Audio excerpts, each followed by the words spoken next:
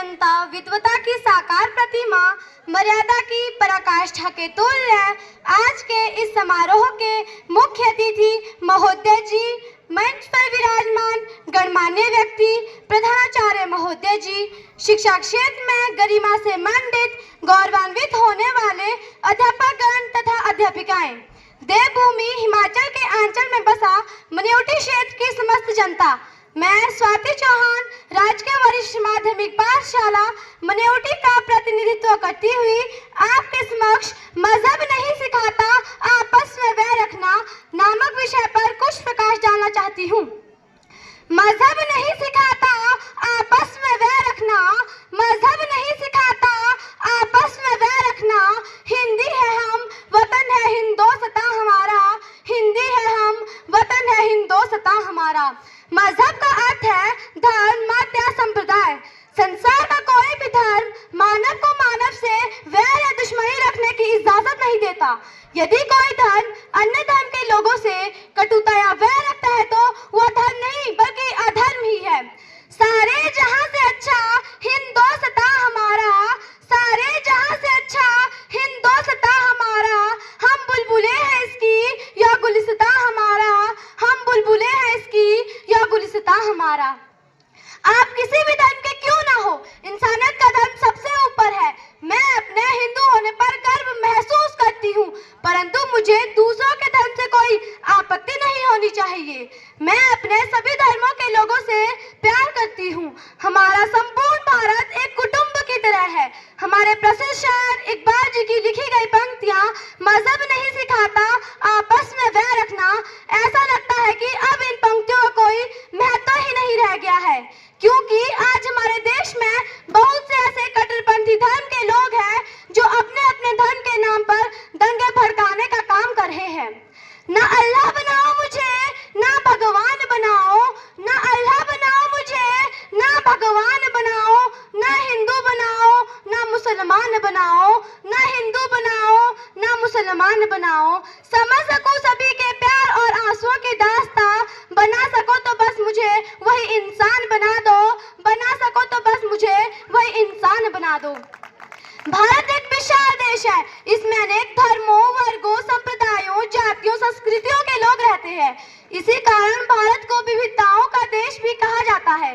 भारत के विषय में प्रसिद्ध कहावत भी है, कोस कोस पर पानी बदले चार कोस पर वाणी, कोस कोस पर पानी बदले चार कोस पर वाणी। संसार में अनेक धर्म, संप्रदाय और पथ प्रचलित है, किंतु कोई भी धर्म एक दूसरे से ईर्ष्या, द्वेष या बैरभाव रखने का उपदेश नहीं देते।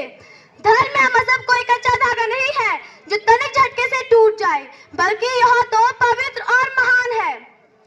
किराए का लगाया मजहबी बाजार हमने भी, किराए का लगाया मजहबी बाजार हमने भी, खड़ी कर ली दिलों की दरमियान दीवार हमने भी, खड़ी कर ली दिलों की दरमियान दीवार हमने भी। नफरतों का असर देखो, जानवरों का भी बंटवारा हो गया, नफरतों का असर देखो, जानवरों का भी बंटवारा हो गया। गाय हिंदू और बकरा मुसलमान हो गया, गाय हिंदू और बकरा मुसलमान हो गया। हजारों लाखों परिवार घर से बेघर हुए, लाखों की जानें गई, किंतु हमें फिर भी होश नहीं आया। आज स्वतंत्रता प्राप्ति के 75 वर्ष बाद भी हम मंदिर मस्जिद के झगड़ों में उलझे हैं। दुनिया चांद पर जाने की तैयारी कर रही है और हम सैकड़ों साल पीछे की ओर लौट रहे हैं। कोई भी मजहब उल्टी राह पर चलने के लिए नहीं कहता, सभी धर्म आपसे प्रेम और भाईचारे का संदेश देते हैं।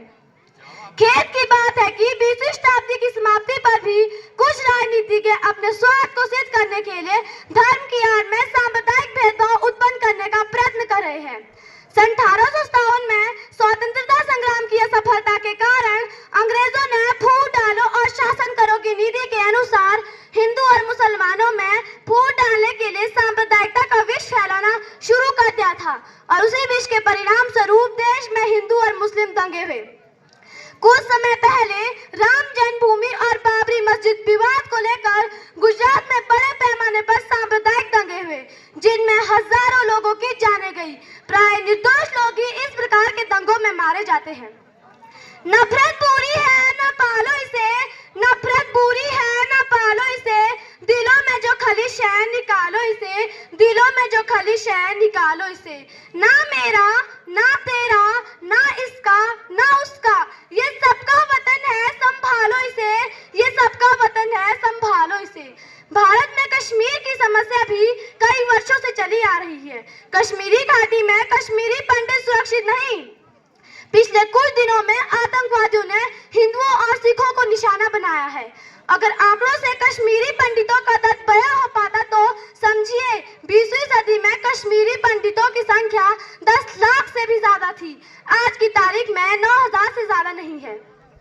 सांप्रदायिकता एक प्रकार की हिंसक भावना है। इस भावना में बहकर एक धर्म का व्यक्ति दूसरे धर्म के लोगों के खून का प्यासा हो जाता है तथा वह मानवता को भुलाकर दानव बन जाता है।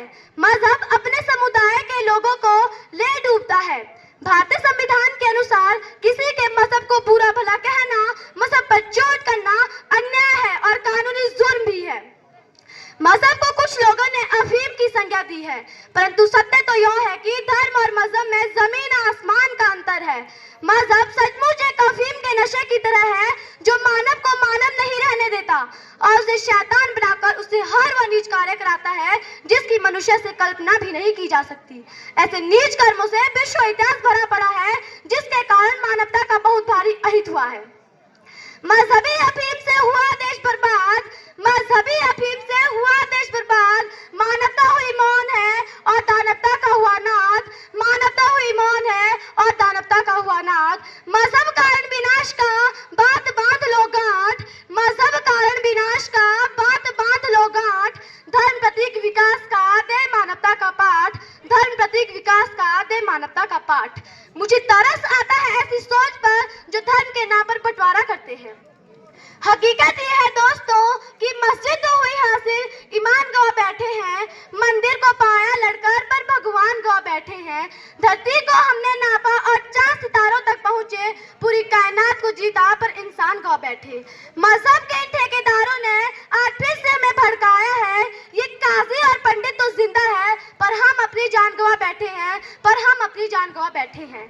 बचपन में सीखा था मजहब नहीं सिखाता आपस में वैर रखना, क्या यह सिर्फ एक वाक्य ही है? इस पर हमें गहनता से विचार करना चाहिए। अंत में आपका ज्यादा समय लेती हुई इन्हीं शब्दों के साथ अपनी वाणी को विराम दूंगी।